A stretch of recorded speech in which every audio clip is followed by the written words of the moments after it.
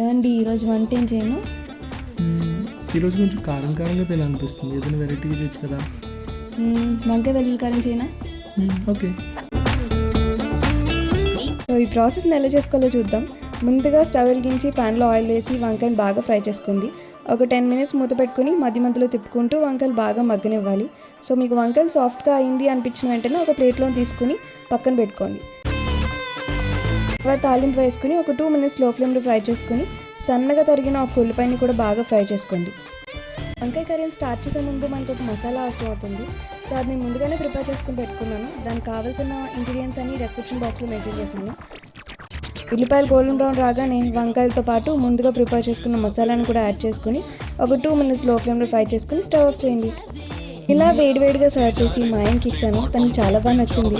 ఈ వీడియో మీకు కూడా నచ్చినట్లయితే లైక్ చేసి షేర్ చేయండి. ఇలాంటి వీడియోస్ కోసం మా ఛానల్ సబ్స్క్రైబ్ చేయండి.